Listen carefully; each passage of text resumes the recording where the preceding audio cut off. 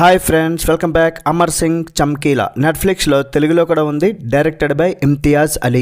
బాలీవుడ్లో మంచి మూవీసే తీశారు. జబ్ వీ మెట్, లవ్ ఆజ్కల్, రాక్ స్టార్, హైవే, తమాషా ఇలా చెప్పుకుంటూ పోతే ఎన్నో.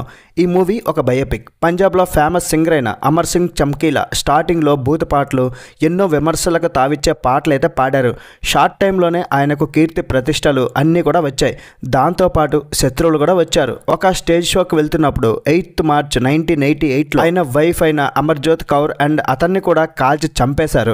ఆయన చనిపోయినప్పుడు ఆయన వయస్సు కేవలం 27 years మాత్రమే. మరి ఒక సింగర్ని చంపాల్సిన అవసరం ఏముంది? ఎవరు చంపారు? ఎందుకు చంపారు?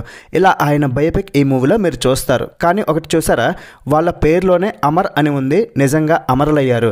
అంతేనండి, జనాలు మనమేం పీకేది లేదు. ఏదో పీకారు, ఎవరో బాగుపడ్డారంటే వాళ్ళ మీద పడి ఏడుస్తారు. ఇది ఎక్కడా ఉండేదే.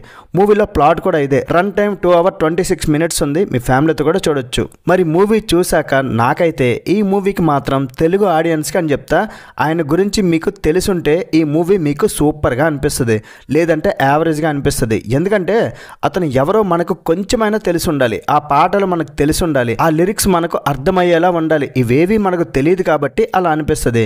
మూవీ మాత్రం ఒక బయోపిక్ గానే తీశారు. అట్ ద సేమ్ టైం ఒక డాక్యుమెంటరీ చూసిన ఫీలింగ్ అయితే ఉంటుంది.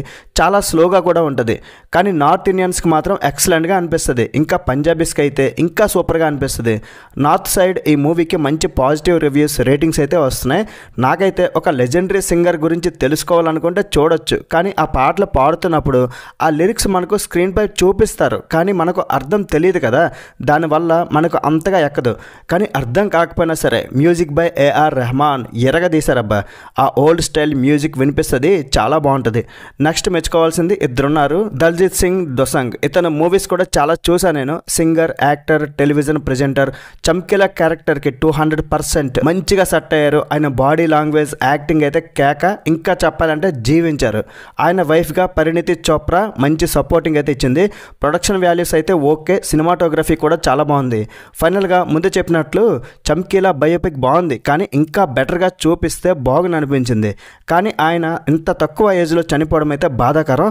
మరి ఈ మూవీకి నేను ఇచ్చే రేటింగ్ ఏంటంటే, ఈ మూవీకి రేటింగ్ ఇవ్వలేను. రేటింగ్ ఇచ్చి మూవీని కానీ ఆయన్ని కానీ కించపరిచే ఉద్దేశం అయితే నాకు లేదు. That's it guys. ఇలాంటి మరిన్ని రివ్యూస్ కోసం మన ఛానల్ని సబ్స్క్రైబ్ చేసుకోండి. నెక్స్ట్ వీడియోలో మళ్ళీ కలుద్దాం. లైక్ చేయడం, కామెంట్ చేయడం, షేర్ చేయడం అస్సలు మర్చిపోవద్దు. Bye bye. జై హింద్.